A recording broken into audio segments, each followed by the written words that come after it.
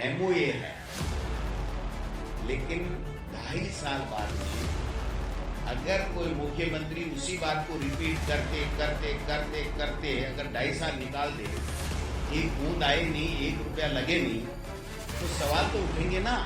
4 महीने में 2 करोड़ 43 लाख पकड़े गए, उनमें कौन कौन शामिल है, ये पैसा कहाँ तक जा रहा था, कितना गया और कितना बीच में रुक गया, 60 लाख कहाँ गए। मुझे सवाल ये है, इसके ऊपर चर्चा करो मंत्री जी। दूसरी बातों में क्या रखा है, ये इधर उधर की बात करके अगर चोर पतली गली से निकलना चाहे तो हम निकलने नहीं देंगे भैया। कृषि विभाग के जो डायरेक्टर जुगल किशोर बिश्नोई, जिसकी नियुक्ति माननीय किरोड़ी लाल मीणा जी के द्वारा और सरकार के द्वारा की गई, अगर वो और उसके साथी अगर 2 करोड़ 43-44 लाख रुपए की भ्रष्टाचार करते हुए, उगाई करते हुए पकड़े जाते हैं, तो नैतिक जिम्मेदारी मंत्री और सरकार की 100% बनती है। मैं समझता हूं कि आज एक बहुत ही संवेदनशील मुद्दे के ऊपर हमें विपक्ष के नाते जनता की समस्याओं और जनता जो परेशान हो रही है उस विषय के ऊपर अपनी बात रखने के लिए आप सब लोगों को बुलाया है। हम लोग चर्चा करेंगे, आपके सवालात भी कोई होंगे तो लेंगे। लेकिन आज जो प्रदेश के अंदर चिकित्सा की जो अव्यवस्था है, 2-2.5 साल से महकमे में कोई काम नहीं हो रहा है। सरकार, चाहे वो आरजीएचएस हो, चाहे हमारी मुख्यमंत्री चिरंजीवी योजना जो कांग्रेस के सरकार के समय थी, उन दोनों को मृतप्राय कर दिया। 25 लाख का इलाज था, सरकारी कर्मचारियों को चाहे जितना किसी भी प्राइवेट हॉस्पिटल में उसका इलाज होता था। राइट टू हेल्थ तक हम लोग चले गए थे, लेकिन आज दुर्भाग्य से पूरे प्रदेश के अंदर लोग परेशान हैं। हॉस्पिटलों में इलाज नहीं है, दवाइयां नहीं है, दवाइयां हैं तो नकली हैं, जिम्मेदारी लेने वाला कोई नहीं है, जवाब देने वाला कोई नहीं ले है। और हमारी माताएं बहनें जो प्रसूताएं हैं वो हॉस्पिटल में दम तोड़ रही हैं। आपने देखा पिछले दिनों कोटा के अंदर 5 हमारी बेटियों की, बहनों की, प्रसूताओं की मौत हो गई, 6 अति गंभीर। जोधपुर के अंदर 2 गंभीर, 6 बीमार। हमारे बीकानेर के अंदर 6 महिलाएं, उसमें 2 की मृत्यु हो गई, 1 की डेड बॉडी परिजन लिए बैठे हैं, न्याय की गुहार कर रहे हैं। 6 किडनी फेल हो गई, आईसीयू में आग लगी थी। मैं समझता हूं कि नकली दवाइयां, नकली इंजेक्शन और उनकी मौत प्रतिदिन, और वो भी जो बहन डिलीवरी के लिए आती है उनकी मौतें होना, और उसके बावजूद भी मुख्यमंत्री जी और मंत्री जी का कोई संवेदनशीलता नहीं, बल्कि मुख्यमंत्री जी तो कहीं गए भी नहीं। हमारे चिकित्सा मंत्री जी जिस तरह के बयान देते हैं कि क्या नाचते गाते आई थी क्या, तो मंत्री जी कोई बीमार होता है या किसी बहन के बच्चा होने वाला होता है तो क्या वो नाचते गाते आती हैं? ये कहना मंत्री जी का कि आजकल की जो लड़कियां हैं वो लेबर पेन सहन नहीं कर सकती, इसलिए जबरदस्ती ऑपरेशन करवाती हैं और हम सक्षम नहीं हैं। इसका मायना ये हुआ कि आप ऑपरेशन क्यों कराते हो? ये मेडिकल रिक्वायरमेंट है, मंत्री जी आप तय नहीं करोगे कि किसका ऑपरेशन होगा, किसका ऑपरेशन नहीं होगा। ये डॉक्टर की सलाह से काम होता है। 8-10 दिन तक कांग्रेस पार्टी ने और तमाम लोगों ने कोटा के अंदर धरना दिया, प्रदर्शन किया, कोई रिजल्ट नहीं आया, कोई मुआवजा नहीं, कोई नौकरी नहीं। यही जोधपुर का हाल है। और बीकानेर के अंदर आपने देखा होगा कि जहां भी आज की तारीख में भी धरना प्रदर्शन और हमारे लोग वहां पर जो मृतक है उसके शव को लेकर के लोग बैठे हैं, उसके बावजूद भी सरकार के कान में जू भी नहीं रह गई। ये बहुत ही गंभीर बात है। मैं समझता हूं कि सरकारी संरक्षण में भ्रष्टाचार और सी सेक्शन सर्जरी के बाद में मौतें, ये बहुत ही शर्मनाक बात है। कब सिर्फ की दवाई से मौत, कोई फर्क नहीं पड़ता इस सरकार के।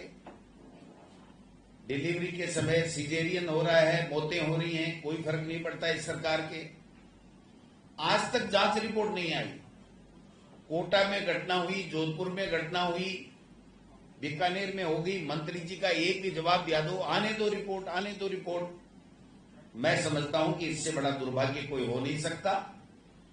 कांग्रेस पार्टी इस अति संवेदनशील मुद्दे पर जनता के साथ में खड़ी है और मैं और टीकाराम जूली जी शीघ्र बीकानेर जाकर के इस सरकार को चेताने का काम करेंगे। पीबीएम हॉस्पिटल की अव्यवस्थाएं तो वर्षों से आपने देखा होगा, 2-2.5 साल से ये बातें आ रही हैं। ये नकली दवा, नकली इंजेक्शन आते कहां से हैं? ये नकली ऑक्सीटोसिन जो इंजेक्शन है जिससे किडनी फेल हो रही है, इसके ऊपर आपने बैन लगाया या नहीं लगाया? बैन लगाया है तो लगाने के बाद में भी ये कैसे आ रहा है? दवाइयां, नकली दवाइयां कैसे मरीजों को दी जा रही हैं? जो हमारे समय में फ्री दवाई थी वो तो बंद सी हो गई। आरजीएचएस में कोई जो है वो इलाज प्राइवेट हॉस्पिटल नहीं कर रहा है, और वो इसलिए नहीं कर रहा है कि उसको पैसे नहीं मिल रहे हैं, उसके ऊपर सवाल उठाए जा रहे हैं। ये हमने पहले भी कहा था कि अगर कहीं कोई गड़बड़ी है तो उसको पकड़ो, लेकिन इसका मायना ये नहीं हुआ कि आप मरने के लिए छोड़ दो, जिम्मेदारी भी नहीं लो, जवाब भी नहीं दो, उनका उपवास और मरीजों का और मृतकों का उपवास उनका उड़ाओ। ये तो कदे ही स्वीकार नहीं होगा। इसलिए राजस्थान की जनता इस मुद्दे के ऊपर बहुत उग्र है, परेशान है, उनके अंदर बहुत बड़ा आक्रोश है। और मैं समझता हूं कि हमारा धर्म बनता है कि हम लोग जल्दी इस मुद्दे के ऊपर एक बड़ा आंदोलन कांग्रेस पार्टी के कार्यकर्ता जनता के साथ मिलकर के करेंगे। के पास जाकर के या मुख्यमंत्री जी के पास जाकर के एक चिट्ठी जो मेरे खिलाफ आपने आरोप लगाने की लिखी है, वैसी की वैसी एक चिट्ठी मैं उम्मीद करता हूं कि आप 24 घंटे में, 12 घंटे में कभी तो देंगे। मैं इसलिए बार बार कह रहा हूं कि सीकर में तो संदीप और रोहितास जिनके खिलाफ एफआईआर हुई, जिन्होंने मंत्री जी के नाम से ओएसडी बनकर के पैसे मांगे, उन दोनों के साथ जब वो सीकर में थे तो जुगल किशोर जो पकड़ा गया रंगे हाथों, वो जुगल किशोर भी उनके साथ में था। और जुगल किशोर थाने में भी साथ में गया है उन दोनों व्यक्तियों के, कार्मिकों के, जिनके लिए मंत्री जी कहते हैं कि ये मेरे डिकोई के मेंबर थे। आज तक आदेश तो हमने देखा नहीं वो डिकोई के थे, किसकी चीज के थे। जुगल किशोर 2 दिन वहां होटल में रुका उन दोनों कार्मिकों के साथ में, और जुगल किशोर एसपी ऑफिस में गया है और वो ये कह रहा है, मुझे नहीं पता मंत्री जी ने फोन किया कि नहीं किया, वो ये कह रहा है मैंने मंत्री जी से फोन करा दिया, एफआईआर लॉन्च हो जाएगी। और उन दोनों जो पैसे मांग रहे थे मंत्री जी के ओएसडी बन के, उन पे एफआईआर नहीं करके वहां का पुलिस महकमा, एसपी, इनके बीज वाले के विकास बीज भंडार के खिलाफ में राजकीय कार्य में बाधा का मुकदमा दर्ज करा देता है। जब जुगल किशोर वहां मौजूद है, 3 दिन वहां रहा है, उसके 1 घंटे बाद में जब ये मीडिया में आ गया कि ऐसे पकड़े गए, तो जुगल किशोर भागने लगा और एसीबी ने उसको पकड़ करके 2 दिन तक पकड़े रखा और उनसे बात कराते हुए 2 करोड़ 43 लाख रुपए पकड़े। तो मंत्री जी उन दोनों कार्मिकों के खिलाफ आज तक आपने कार्रवाई क्यों नहीं की? नंबर 1, जुगल किशोर 2 दिन तक उनके साथ में था। जब जुगल किशोर चोर रंगे हाथों पकड़ा गया तो उन दोनों व्यक्तियों का भी क्या रोल है, इसकी जांच की मांग आपने क्यों नहीं की? आप मेरे खिलाफ जो भी चिट्ठी लिख रहे हैं, वो चिट्ठी तो 2021 से एक व्यक्ति बराबर लिख रहा है और 2.5 साल 2 साल हमारी सरकार के समय लिखता रहा, 2.5 साल अब लिख रहे हो। कभी आरएस की बात कर देते हो, कभी ओबीसी की बात कर देते हो, कभी कोई दूसरी बात कर देते हो। मुझे कोई दिक्कत नहीं है, जिस एजेंसी से सरकार जांच कराना चाहे कराए, मुझे किसी से कोई दिक्कत नहीं है।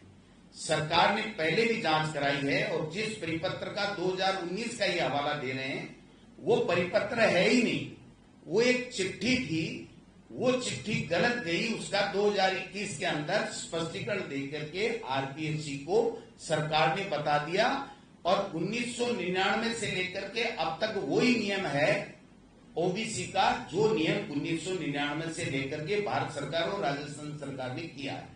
अगर उसमें कोई भी व्यक्ति, मैं किसी व्यक्ति विशेष की बात नहीं करता, न मैं अपने लिए बात करता न दूसरे के, अगर किसी ने भी कोई गलत काम किया है, कोई गलत सर्टिफिकेट या गलत कोई संसाधन अख्तियार किए हैं नौकरी लेने के लिए, तो उसकी सरकार सोमोटो जांच करे। मंत्री जी को 5 साल बाद में ये राग अल्पाने की आवश्यकता नहीं थी। मैं समझता हूं कि उन्होंने अपने ऊपर पर्सनली इस बात को ले लिया कि मेरे डिपार्टमेंट के खिलाफ डोटासरा कैसे बोला, इसलिए इसको हम लोग बदनाम कैसे करें, ये कैसे बोल रहा है, इतना क्यों बोल रहा है। मैं समझता हूं कि मंत्री जी, अगर आप जैसे